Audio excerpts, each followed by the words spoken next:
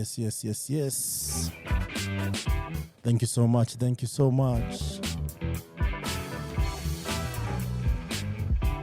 It's another beautiful day, the day of the Lord.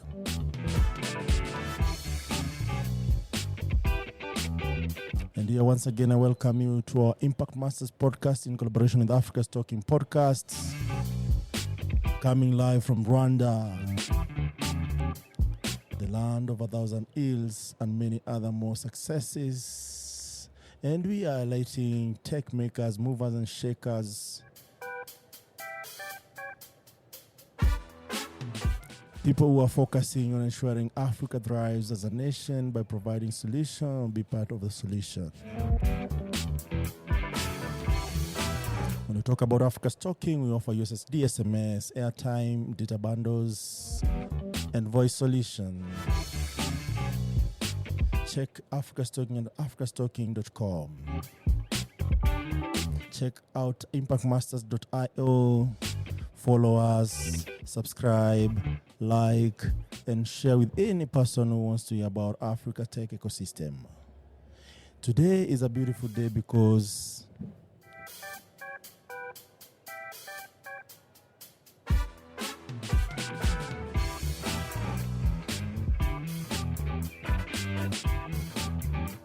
we are blessed to be here to witness what Paul Kagame, His Excellency, what he's doing with this ecosystem, setting a digital economy amongst many other wins. However, today, I'm your host, Michael Kimathi, or MK if you want.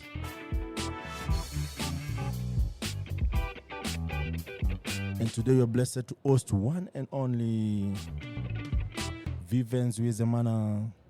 These are building infrastructure and developing African talent for the future of work and digital economy in Africa. The man himself, hardworking and collaborative individual who acquired a lot of expertise at a young age, where he got huge experience in business development, project management, program design, data analysis, and recently did basics in programming for the main purpose of building the good experience in product management. He has done his work in various settings, including education institutions, government, and private sector. Always committed to Africa's socio-economic development, youth empowerment, and access to finance. Yes. Vivens, how are you? I'm good. What about you? Me, I'm good. Great. This beautiful evening. Sure. And I'm happy to be in Kigali, Rwanda. Welcome. Yes. Are you still working for the government? So I left last year. But the good thing, what I'm doing... You're working remotely. So what I'm doing, it's really interconnected to the government agenda. Yes. So which is sometimes bring some partnerships around with government. Very nice. Nice. So, for us, we like starting all the way back. How did they start? Who is Vivens? Where did they all start? Is it in Kigali or? No. Outside of Kigali? Outside of Kigali. Okay. Tell us about it.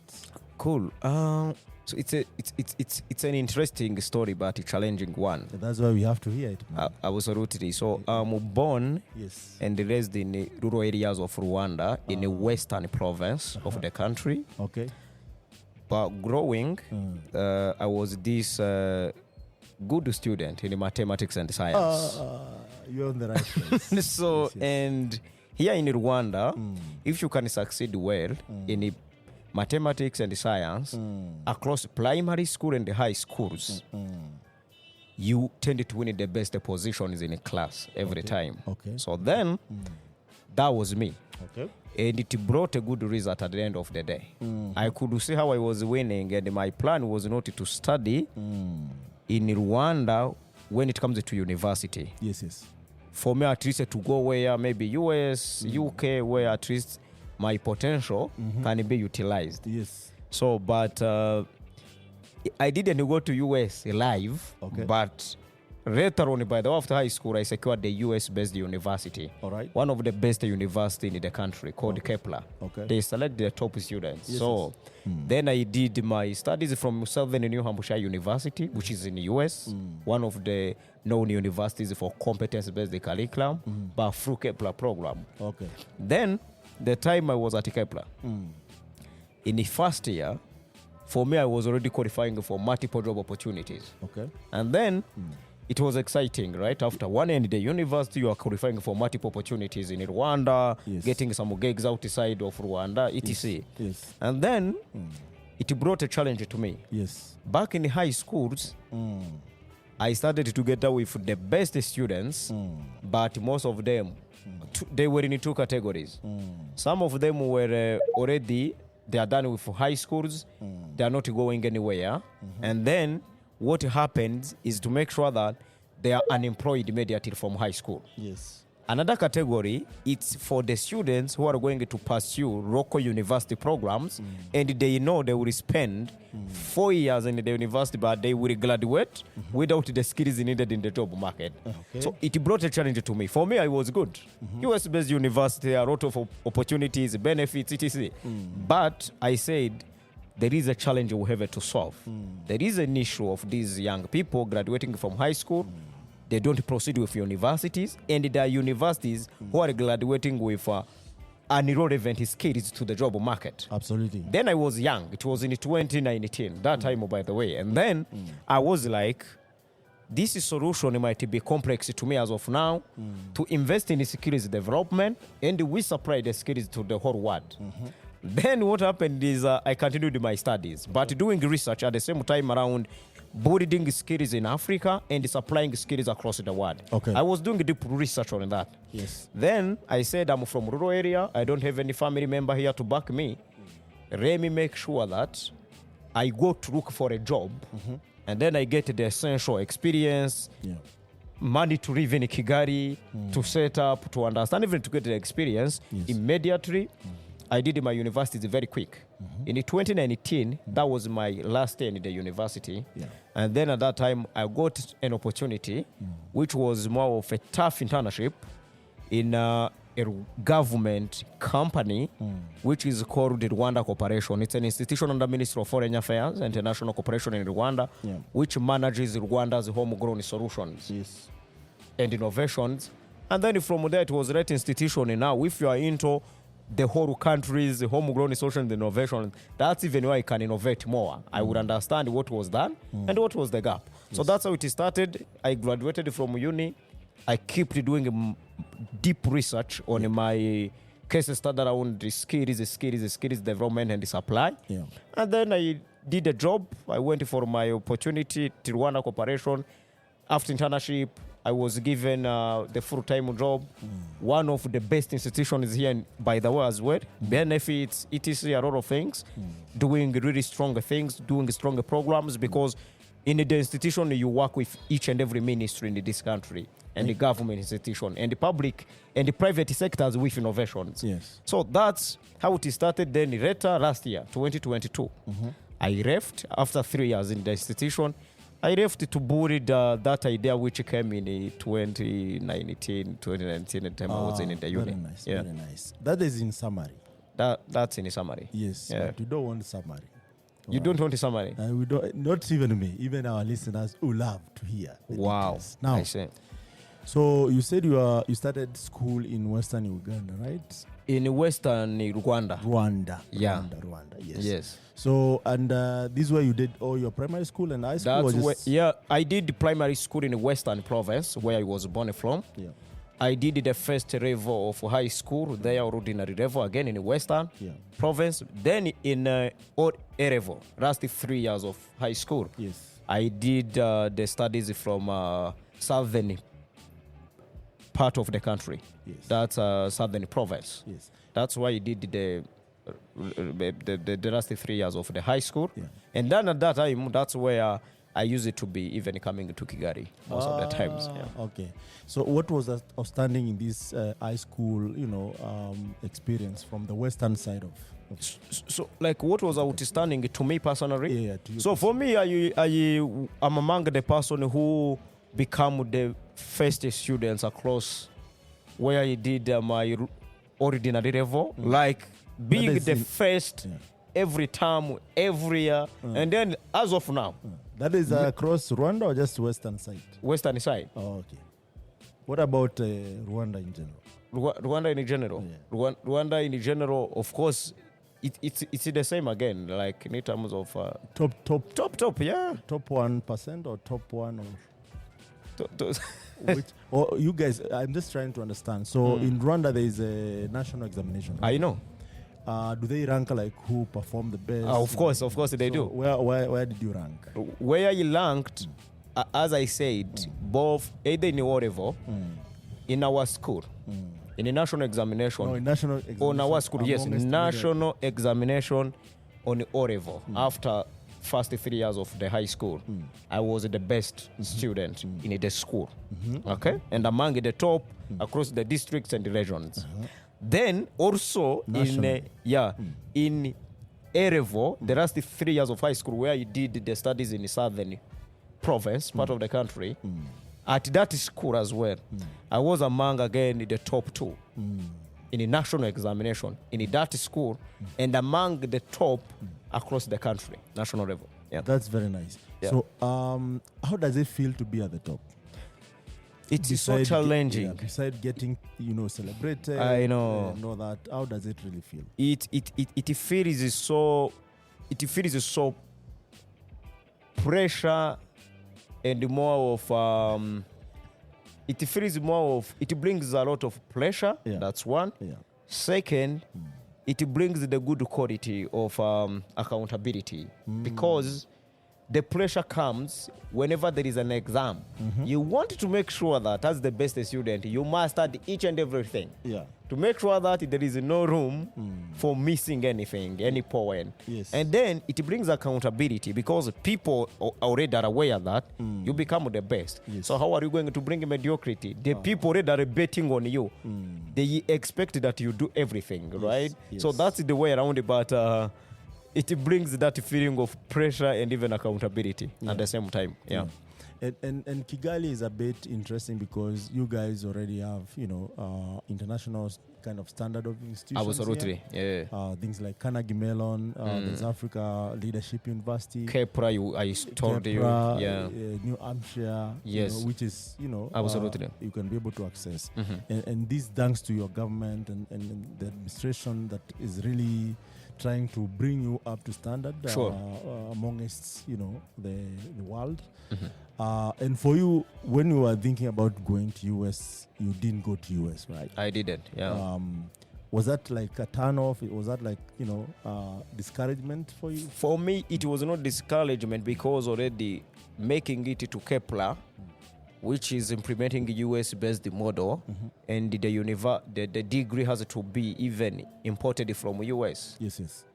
For me, what do you mean imported? Imported, we don't get like the local certificates here. They send you the certificates. Accredited from US, absolutely. Then I was like, this is something which is going to really utilize my potential. Because my potential I was looking very far since the beginning.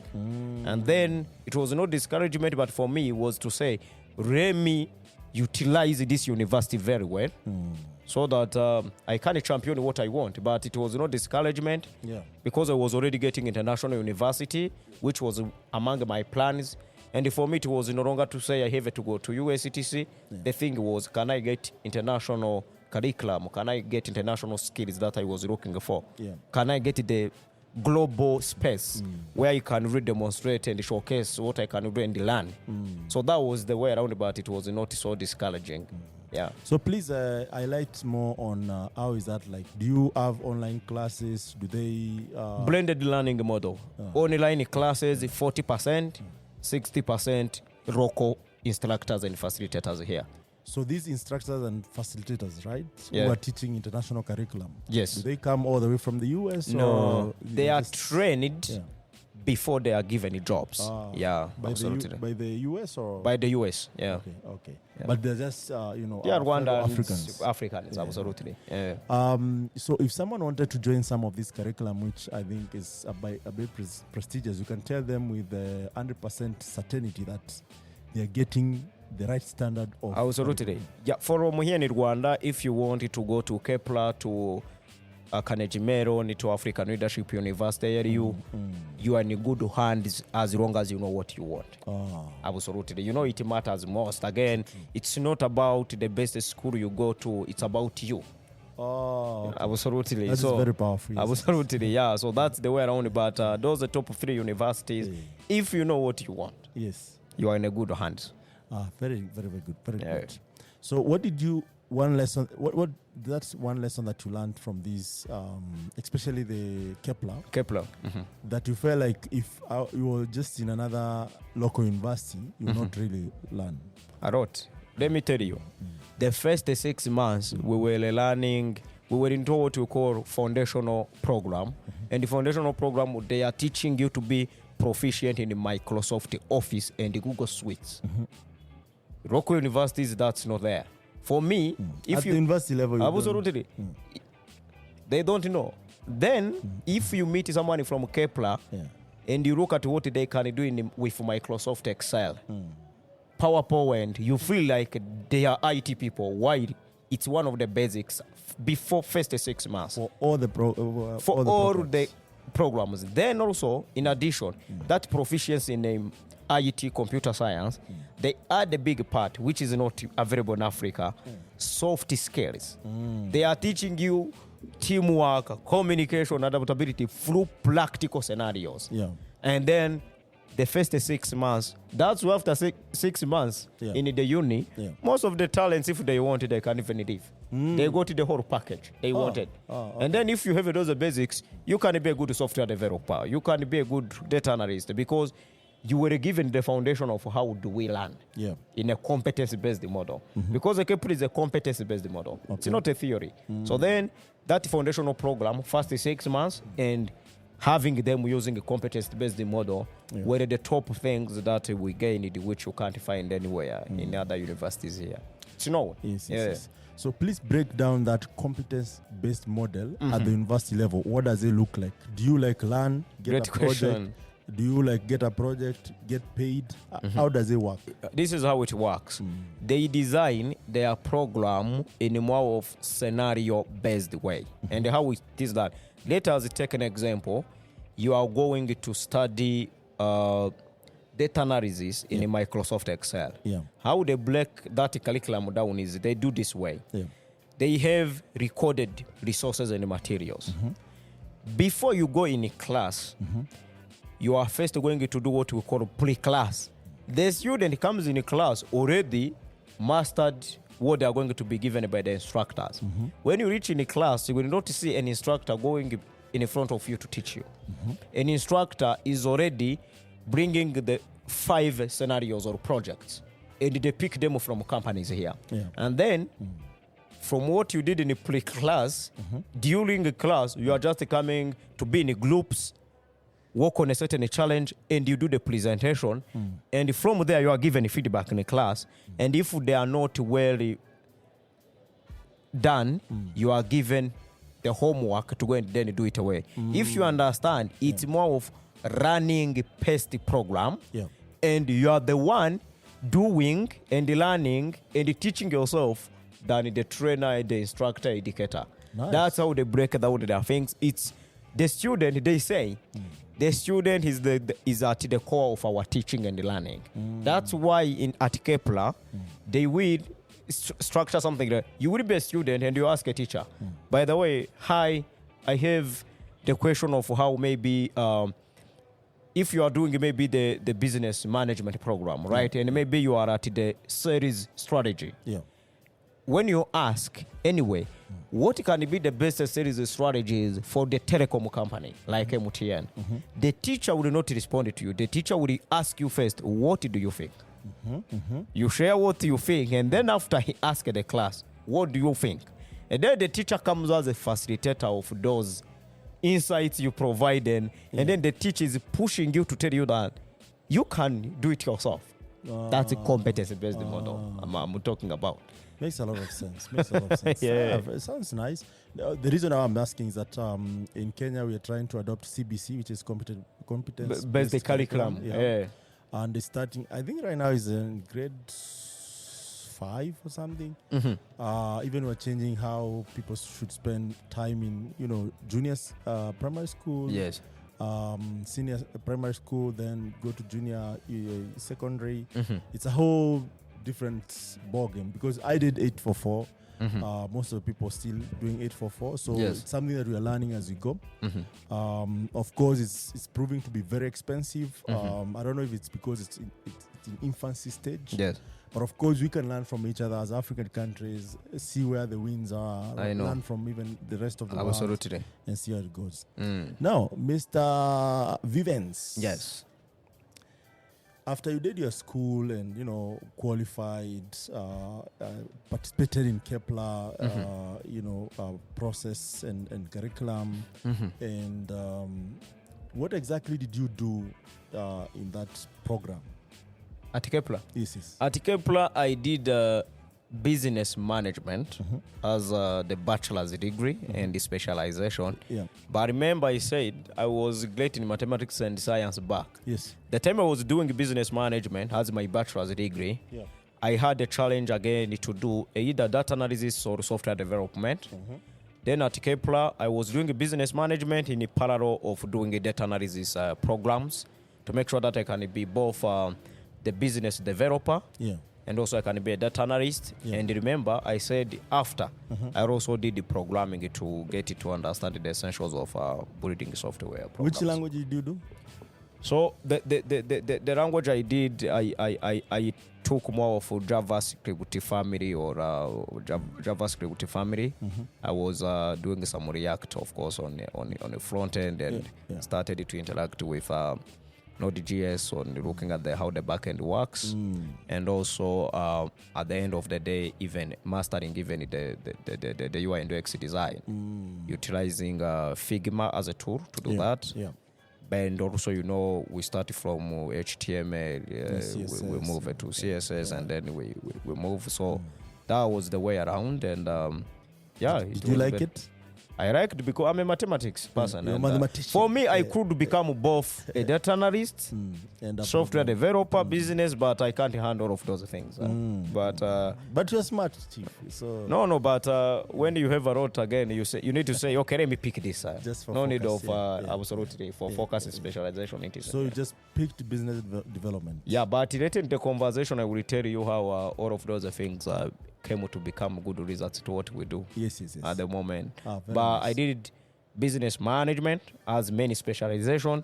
Data analysis, it's a specialization for it. Yeah. Where you did essentials was on software development, but data analysis parallel. 2 years doing program, but more of running from YouTube, different experts, from gigs, from challenges, etc. Yeah. So you're also the graduate of YouTube University. Social media university. Absolutely. And with YouTube you can learn whatever you want. For sure. Absolutely. Yeah. And just choose what you want. Sure.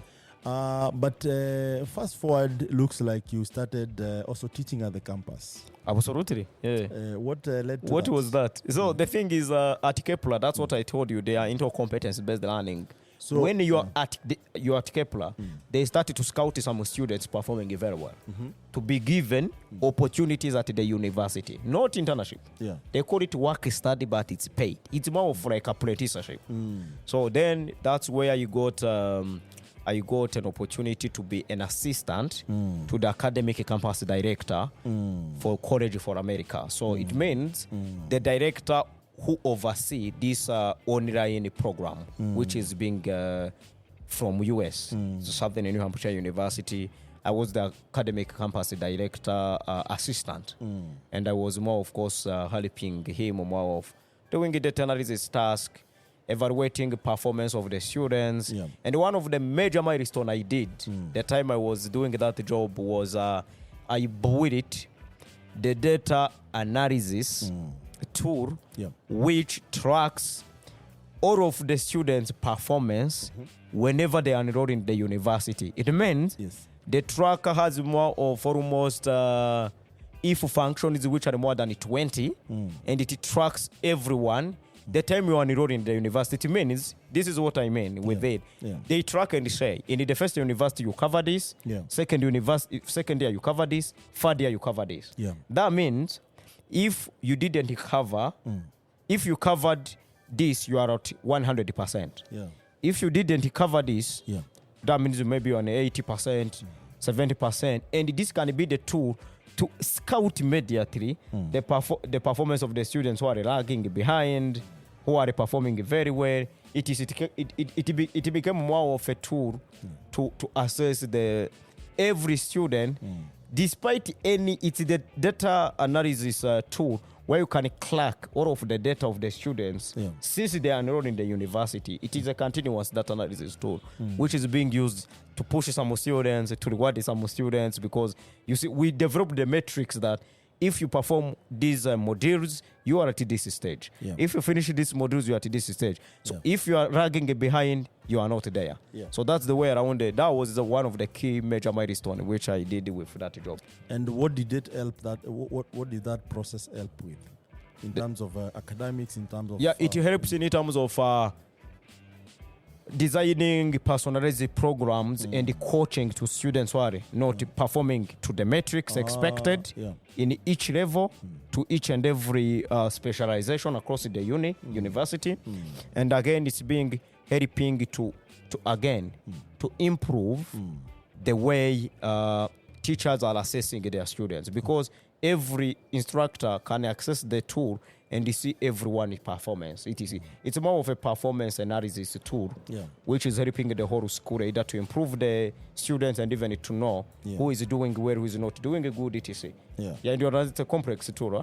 Yeah, sure. Is it still being used, or it was pivoted? It is still being used at the moment. The last time I talked to some of the guys still doing, who are part of our data team at Kepler. So it's still being used. Very nice. So why did you leave the program? So that's where I got an opportunity to go to Rwanda Corporation. So it was more of an upgrade. Absolutely. And you became a co-founder and COO. Absolutely. Of the same program, or just now the cooperative? No. If you have seen, there is another. Now what I'm doing is Umurava. I think we will reach there. Yeah, we'll get there. But before, I also co-founded and more of a social enterprise program, which was investing in a sports, education, and also health programs with a target of helping vulnerable young people across Kigali. And we pivoted the program because co-founders gave up. And at the time they gave up, we took health and educational programs, we handed them over to a certain organization as well. But for me, I stick with the football academy, which is under 17. Okay. And so you're also a footballer? I'm not a footballer, but I'm a really sports enthusiast, if I would put it in that context. Okay. But by the way, I play basketball. Very nice. Then with football academy, if we will chat more about betting on human capital development across Africa. Yes. And one of the best things to invest in is sports. Sports is something, at least if we can produce as an academy, 100, maybe under 15 talents to come to the market, at least although two can be successful. Maybe in the future they make it to Manchester United, the FC Barcelona. Those are the guys who can come back to build the schools here to do it. True. You understand? So sport is something I'm betting on. I own the academy. I don't talk about it.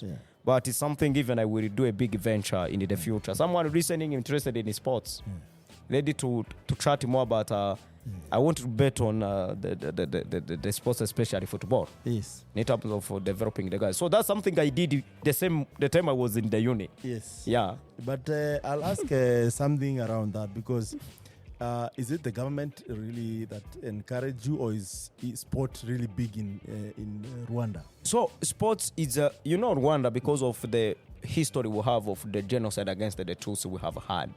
From 1994, what this government focused on was socio-economic development on speed.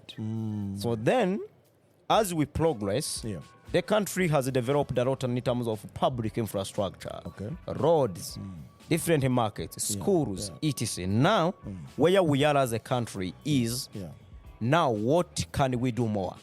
And you find that in Rwanda, we don't have enough minerals, we don't have etc. True. The best resource we have is people.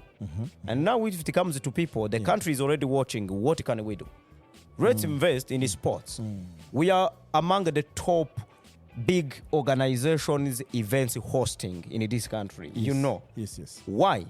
Let us at least be the events home center, because that's the only one thing again which we can do very well. Sports the same. Now people are willing, are betting on sports, but the government already is designing good programs for sports, building a lot of public infrastructures, either football pitch everywhere, basketball, volleyball, etc. There is the will from the people who see that sports, it's a big sector to transform each and everything. Yes. Because sports is really manufacturing a lot of jobs, if I would put it in that context. True. Right? Yeah. Imagine now if we started to produce the best sports talents, whom we even export to global markets. Yes.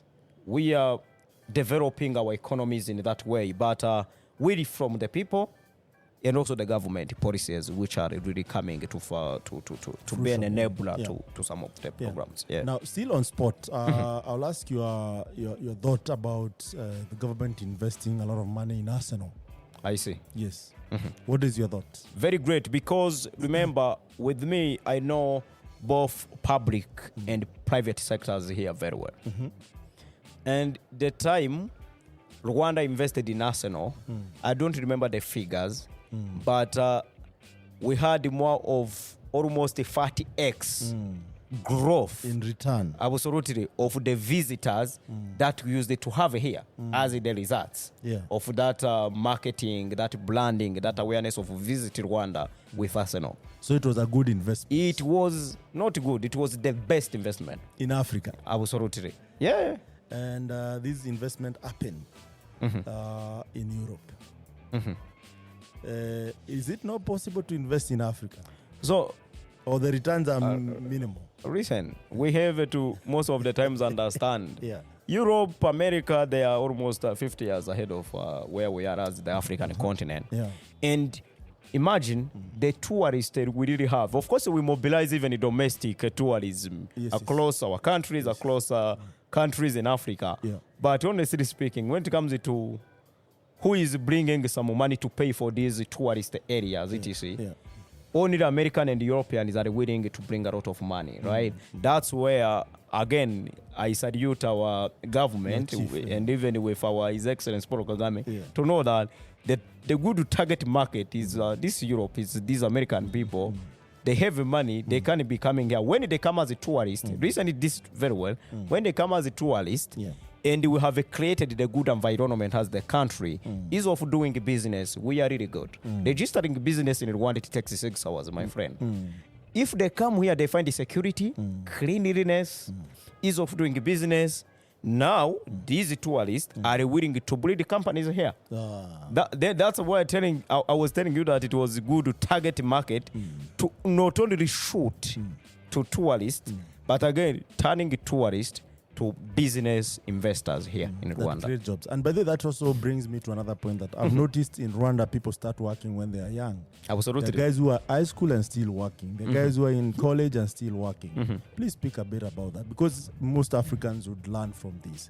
Absolutely. So I think, again, it starts from the good country, which has great youth empowerment programs. And when you look at what we have, in Rwanda we have ministers who are being appointed at 28 years old, 40 years old, etc. Very young ministers, right? And what this encourages is, and again, that's from a public side.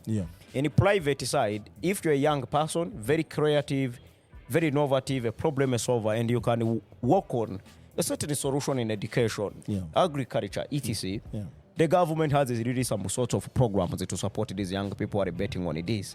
And then most of the times when we are young, we even empower the young people. That's how it starts from. Government empowering us, young people being empowered, and they empower other young people. That's how the generation comes in terms of you seeing many young people dominating in some of the activities, the jobs here in Rwanda, entrepreneurship. So there is even that self-drive for... There is absolutely.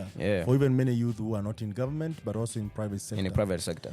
And would you say for sure that other African countries, they should actually focus more on investing in the youth? Please, they should, because remember, 60% of Africans are under 25 years old. Yes. The average age in Africa is 18 years old. Yes. So what does it mean? It means a larger population we have is young people. Yeah. So they have to be empowered. And when we are empowered, we can ensure that even our elders go in retirement very well. Because if I'm a young person and I'm getting good money, why am I going to get my father or mother with 50 years to keep hustling? You can't take care of them, right?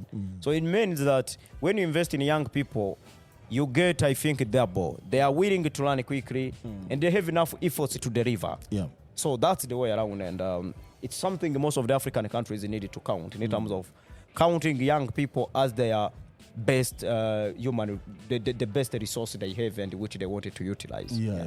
So is that one of the things actually that encouraged you to join government as a training and study visit officer? So of course, the time I went there, it was again very interesting. Or did you get a call? Here's the thing. I remember. You are here when you get appointed in the government. I know. You receive a call. I know. So this is what happened. Yeah. Back in high school, I had the big dreams of maybe once to say I can work for a ministry. Maybe Minister of Education. Yeah. Or Minister of wherever IT, something like that, depending on the areas I was interested in. Yeah. And now I would say, for me, I met my dream. And how? Rwanda Corporation manages Rwanda's homegrown solutions and innovations across public sector. It's an institution which is the knowledge hub of government of Rwanda. Yeah. Because that's the institution which is managing what I would call SAF cooperation programs. It means this is a UN framework of if Rwanda did it in agriculture, in IT, in unity and reconciliation, Kenya can do it, Uganda can do it, etc. If Uganda made it in maybe public infrastructure, Rwanda can do it. What I mean is now the framework of enabling Africans to share expertise and experiences. That's what the institution does. Okay. And then with me, now, I was working with each and every ministry in this country on a daily basis because with my role, I was into programs and projects design mainly. Okay. And then I was working with the government institutions here every day on a daily basis again, but working with other institutions from across the world. Yeah. Like if I tell you in Kenya, you know probably most of the two ministers. Yeah. If I want, I can share with you the contact. Why? Because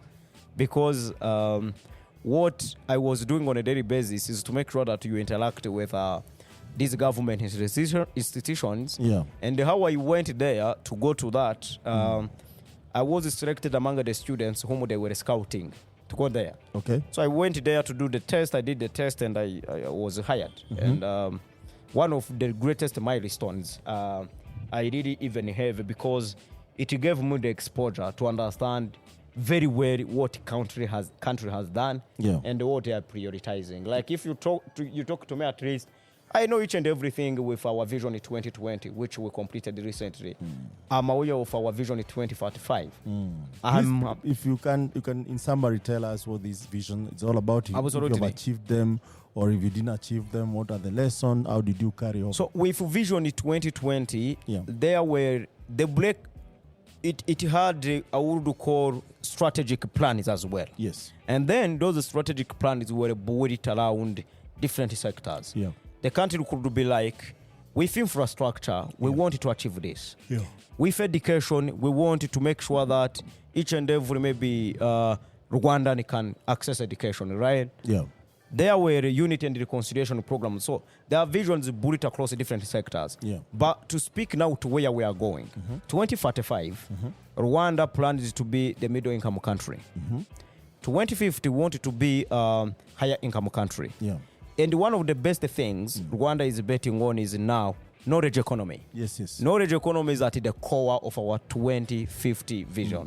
And then when we talk about the knowledge economy, you understand now you are coming to bet on skills for young people. Yes. So that's the key highlight. If you are aware of that and you are an innovator, you understand what to do, right? Yes. So and then most of the times when you see the government policies and the targets and the plans, and you're into private sector, you become an integral part in terms of being a good partner to the policy, and you are part of the national agenda when it comes to implementation. So then that's one of probably the key highlights in our upcoming 20 vision in 2045, which we are already undertaking with our mid-term plan of which we call national NCT1, right? So national strategy for transformation 1. You understand now the country is transforming itself. Now we need that there is targets in health, targets in human resource, targets in education, targets in tourism, targets in ease of doing business. They are scattered, and when you need to read them, that's as an entrepreneur you will come. By the way, if I'm innovating, if I'm solving this problem, what does the policy speak about this? Yes. What can I build to support this policy? So that's the way around, and it helps most of the times when it comes to. Now, another question I would ask around this is, does His Excellency brings bright mind like yours and put you in a room and say, this is what I want implemented, and works with you closely, or is it self-driven or ministry-driven? How is it? This is it starts from president-driven. First of all, because His Excellence he has more than programs he initiated. Yes, there's something like meet young professionals. Yes, meet young professionals. They collect young people from universities, young entrepreneurs, young people from corporates. Full day event with His Excellency the President, chatting about country's development, what young people can support, what are you doing, for President himself to hold the young people accountable and to tell them we are the ones who have to drive this. That's one program. He was the key leader of Youth Connect. Youth Connect was born from here. Now Youth Connect is it the program happening this week? Youth Connect is happening this week, and now Youth Connect moved from being a Rwandan program to becoming a continental program. The Youth Connect Africa is taking place in Kenya this year. Which Yes. It's going to happen in October. I don't remember the time, but your recent deputy president, Richard Rigati Gachagua, the time he attended Youth Connect here this year, he requested that Kenya wanted to be the host. Yes. Now, those are the programs that the president has initiated, which are already known, where he meets young people to chat. And not only that, he's also doing some other really close activities with different young people, encouraging them, etc. And then you find that it starts from president with his vision, his will to young people's potential to what they can do, to include them, either in the private sector, public sector, etc. And also now to making sure that what's next when it comes to what? The institution is already running from him. That's why most of the times the president is the role model to most of the programs. Now, if he is doing a meet young professionals, that's a youth empowerment program. Ministry has to take over immediately, right? He's a good initiator, and he is this person who keeps following up. By the way, we initiated this last 2 years. What is the process? Where are the results? Where are the results? Absolutely. Not even progress. Not the progress. Where are the results? I remember I attended this program later 2 years here. Then tell us what are the results. Again, he has some. Again, we have something very interesting here in Rwanda, which is called. It's called. It's more of. It's called citizen outreach. Citizen outreach. That's where president says maybe this month I'm going to visit all the districts in this province. One by one. He can visit 4 districts, meeting citizens. Thousands of citizens gather to meet the president. And most of the times, young people are encouraged to be there. When there's a citizen outreach, that's where things are tough. I hear people get fired on the spot. You got it. Yeah, he comes. I'm a young person. I can ask a question. Hi, President. I'm breeding this, but the district or province didn't support me. Yes. Why didn't they support me? I reached out to them for almost 10 times. They didn't hear me. And the mayor can leave immediately. Yeah. Or Vivens was running this program, but we have never seen him here. Absolutely. We haven't seen him here. Where is him? Absolutely, yeah. Call Viven. Tell him he's fired. That's it. Yeah. And it's a good thing. But unfortunately, and this maybe doesn't concern you, but Magufuli tried to do the same thing. Absolutely. Unfortunately, he didn't see the light of the day. Absolutely, I know. But I feel like this is just all to Africa, because all of us, we have one common goal. Absolutely. To fight poverty and diseases. And Absolutely. ensure that, we're able also to fight corruption, because it's not really doing us anything good. And for our listeners, the reason why we do Impact Masters and Africa's Talking podcast is to highlight such things to our young people, both the young and old, the government, and if you can learn from these experiences, because at the end of the day, we don't live in isolation. Absolutely. It's one global village which depends on each other. Yep. So some of these lessons are worth sharing, are worth resharing, and we can learn from each other. Absolutely. The only challenge comes, can we be able to implement after the lessons? Absolutely. So that it doesn't sound like a motivational talk. A motivational talk. Absolutely. So we should be challenged enough to say that, it's about time that we started, we started implementing, we started reviewing even after implementing to see where we are going wrong, etc. The reason also, again, we as Africa's Talking, we are going to each country. Like here in Rwanda now, we have our second biggest hackathon here in Rwanda, in Kigali. It's happening in Africa Leadership University. It's around industry area opposite Azam. I know. So it's around there, and all the entrepreneurs, all the developers, all the talent. You said it's a talent-based economy, Absolutely. a knowledge-based economy. They invited here because after you learn one or two skills, the best way to test is, building stuff. Absolutely. So you're focusing on people who are writing solutions using code, software engineers, developers, IoT engineers. Come build with us tomorrow. That is on 19th August 2023. Come build with us throughout the day. All our best engineers will be there. We'll be able to see, what the challenges are, and you don't come out the same way you got in. Absolutely. We're not just doing this one-off. I remember we did the same in August, in October last year, October, September there, I can't recall the exact date. But essentially what I'm saying is that from this hackathon, expect hackathon every month. Every month. Also a meetup every month around writing solutions. Wow. So even we are calling our excellency is a highness, Paul Kagame. This is another program actually should look closely into.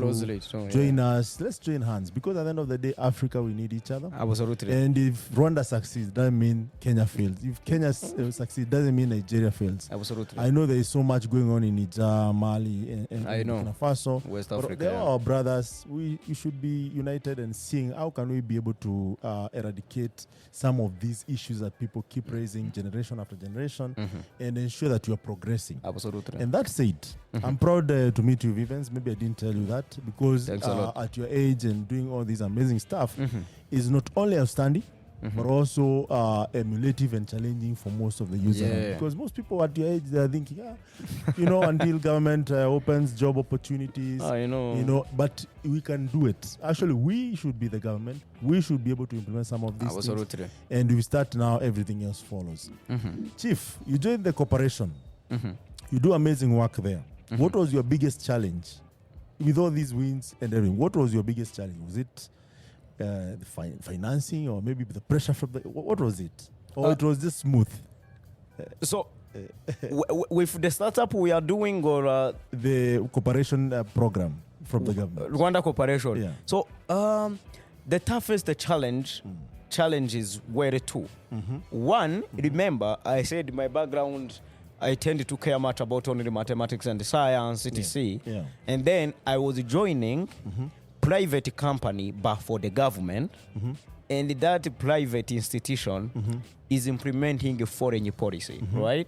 And here you have to wear the hat of, again, being a diplomat at the same time. So coping up with diplomacy behaviors, wearing suit every day, running how even to speak. You know, politicians, they have the polite way of how they do say things. Running to first, again, master what we are doing, because remember, when you are joining the company, like the institution like that one, Rwanda Corporation, you have to understand each and every country programs, innovation, challenges, etc. Because that's what you are managing. That's what you are sharing with other countries in terms of knowledge exchange and even experience programs, right?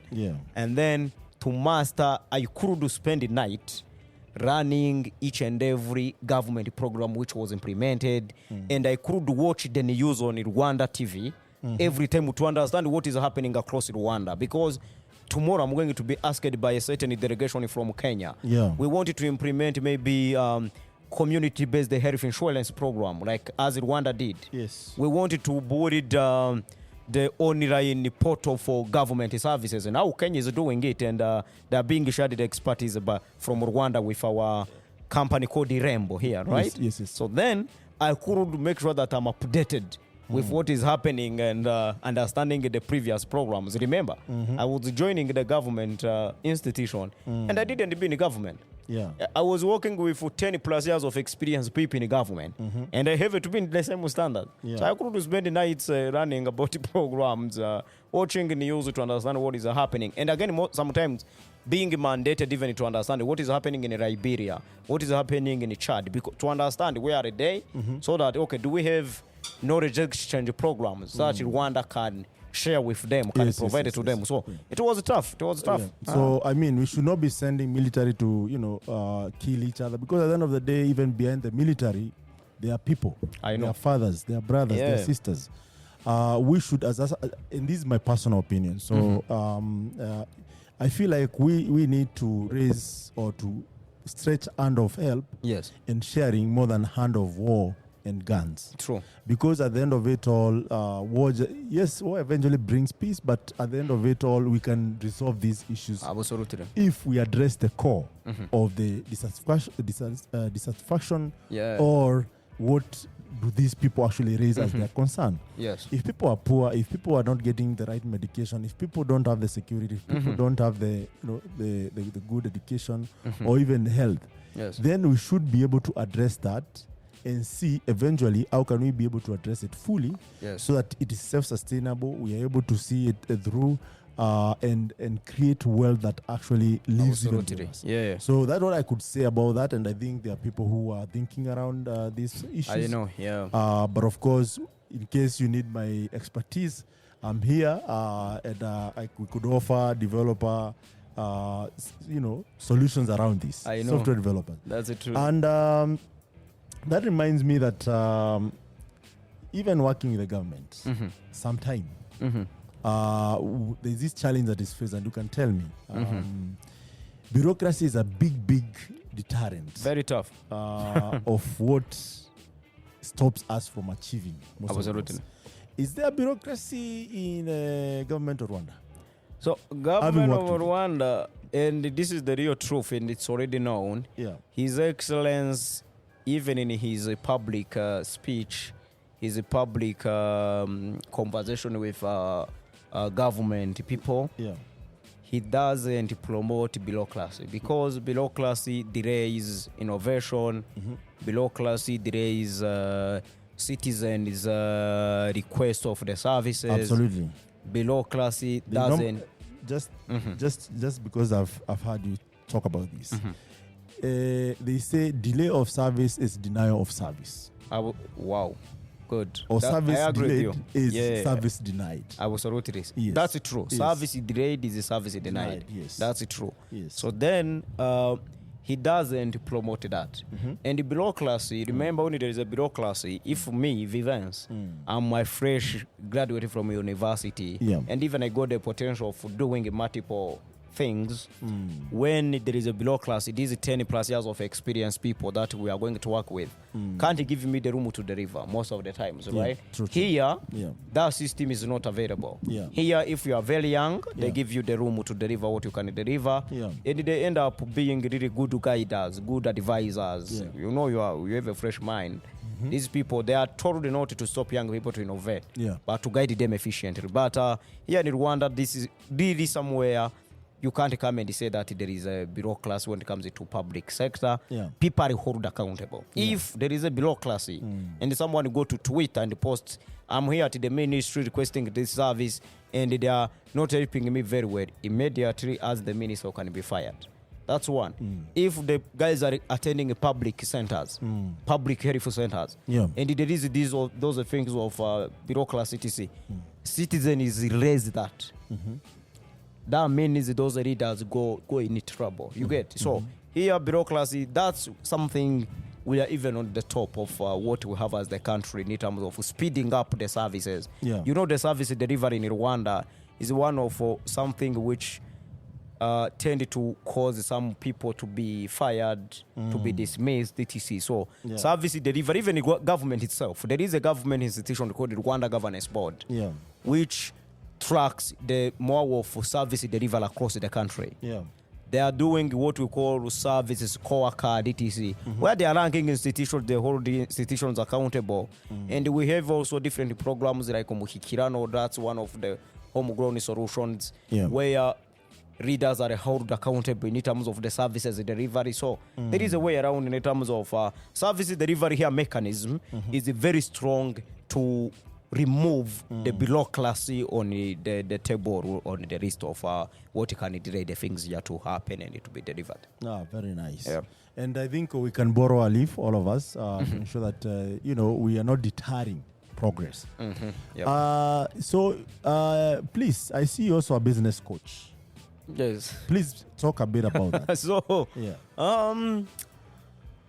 the business coach came after I was done. You remember I did the business management. I bought it. I co-founded a social enterprise with some young people. I tried even to invest in one SME. It's not on LinkedIn. You are also an investor. In SMEs. In small SMEs. That's good. But that's with a bigger plan to build something big in the future in that space. So then I was already reached out by the organization from US, which Victor has Bedier which WhatsApp audio, which has the program of helping refugees, young people, but with the opportunity to build some SMEs, right? So they talked to me to be the business coach of the SME entrepreneurs, and I got the opportunity to coach some of the young people who were doing some SMEs in either agriculture, services, etc., education, whatever, any different programs and any different sectors. And that it was very good because I remember we were coaching 50 participants in the incubation, and among the top 3 teams which won after 3 months, my team was among the top 3. So I was a good business coach, and very nice. I want even to keep doing it because WhatsApp audio, because now I got even a lot of insights and expertise to what I can keep doing in terms of coaching young people. Very nice. Thank you so much, and keep doing the good job. Thanks a lot. And fast forward, you started something that you are working on right now. That is Omurava. Omurava, yeah. What does Omurava mean? Before you talk about Omurava. Courageous. In Kinyarwanda. Omurava is a Kinyarwanda word, but we want it even to be the Pan-African word. It means courageous in English. Courageous. Courageous. So what does Omurava does? So Omurava, with the spirit of Africa going to be the largest workforce continent in 2040 across the world, we still have 2 pressing problems. One biggest problem is talent shortage in companies and organizations, skills gap. And another problem on another side of the equation is the youth unemployment in Africa. And we said, how can we solve these twin problems? we built a marketplace platform to source, test, and match African digital talents and teams with companies and organizations, focusing on the demand skills for the digital economy, tech, research and data, digital media and marketing. And we exist on really having two business lines. We are supplying talents to companies and organizations who join the companies on a full-time basis. And we have a larger workforce of freelancers and consultants who are offering professional services to companies and organizations. And in 2 years, the idea came to be the reality. In 2 years now, we matched the 400 plus talents with 50 plus companies and organizations. Companies generating revenue. Of course. Like we matched. Break it down. We matched 400 plus talents with jobs and projects in 50 plus companies and organizations in only 2 years. Okay. Yeah. Chief, what is stopping you doing this at scale? So, nothing. So, the first 3 years, our big focus was to focus on the Rwandan market, but with testing to even service global companies in America and Europe, especially wanted to build the remote workforce and remote teams in Africa. But 2024 already, we are going to start building talent hubs in Kenya, Tanzania, with a big purpose to have the free presence in sub-Saharan Africa. Okay. But with, again, the big focus to serve also the global market, right? So, and the good news is that some clients are pushing us to do something. I'm already currently, there is a UK company which is hiring 5 software developers with Murava, and they want 2 software developers from Rwanda and 3 software developers from Kenya. And already we're hiring from Kenya. Oh, nice. Your country. Nice. So how do you develop this skill to be at par? Yes. What is happening? Our approach was, first of all, to deploy more of the sourcing mechanism of the already trained talents. We do that with talent vetting program and activities where it has a series of career interviews, project-based tests, expert live interviews where we assess technical skills of a talent, soft skills of a talent, language proficiency of a talent. And then after that vetting, we are aware that this person already has to join our talent hub, ready for the job. And if not qualified, we keep them somewhere as well. They need jobs, but they're not qualified. You understand, in one way, in the future, not very far, we are going to build more of now skills development program on the side of our supply. Because at the end of the day, if now we have more than 280 jobs which came to Murava, but we missed the talents and the skills for those jobs, what does it tell us? It's not to give up to the problem, but it's to build these skills which are missing. So that's the way we are now currently focusing on the talent sourcing and the vetting on the market. But very soon we are also going to be deploying training programs to make sure that we build enough pipeline of the talents. So please tell us what if someone was interested in joining this Omurava. What is the process? The process is they join omurava.africa. That's our first way to access our website, to access our platform. And then when they go there, they create the talent profile. After that, we verify it. After verifying it, we take you through that talent vetting system that I mentioned, which has different processes: career interviews, project-based test, language-based test, soft skills check. And then from there, if you are vetted, we start enabling you to land some job opportunities from our partner companies and organizations. And if not vetted, we sometimes tell you this is what you are missing. Please work on it. We can even connect them to skills providers. But with our plan again to be developing those people very soon. Very nice. So which are your partner companies? So we have so far in 2 years 50 plus companies and organizations. To mention some of the companies here, we worked with even a series of corporates, startups, NGOs, We work with the companies like Ratelite, one of the biggest consulting firm here in research and data. Yeah. We work with Igihe, the biggest media house here in Rwanda. Okay. We worked with 2 companies which are in the US. We have a RD Group. We have a Soko Fund. So we worked with companies like, you see BK Arena, by the way. You see BK Arena. Yeah. Let me give you the story. Yeah. BK Arena has the agents which they are outsourced to take care of their communication department. Yeah. And that agents was once hiring the digital marketing specialist to manage the BK Arena social media accounts and the content development. Yeah. And we matched the BK Arena with a talent in only less than 6 hours. What? Yes, we tell companies we match companies with the Africa's quality workforce on demand. This is what happened. Yeah. Remember, we vet and test the people before. Yeah. When the request comes, already we have people ready to start delivering jobs or to start delivering projects. Yeah. So they gave us the request. It was at 10 a.m. in the morning. Already we had the free pre-vetted talents meeting that criteria. Night, we gave them free profiles of the talents. Then it means for us it was that. They had to do the validation among the top 3 talents to select the best talent. Next day, they selected the best talent. What tells you that talent is very successful is the people who know BK Arena communication, ZTC, it's one of the best in the country. That talent is being promoted after 6 months, after 6 months.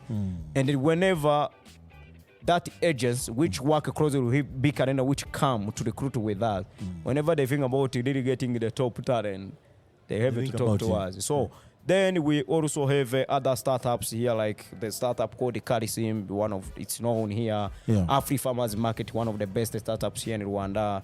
Ironji, again, it's another startup as well. Yeah. And also other companies. Like, by the way, we delivered the biggest project for Israel Embassy here in Rwanda as well, with Ministry of Agriculture and Animal Resources. Yeah. And we have Kepler, an alumni, and they are our partners and the client at the same time. Yeah. So, and there's a way you are speaking about Kepler. Yeah. With a lot of pride.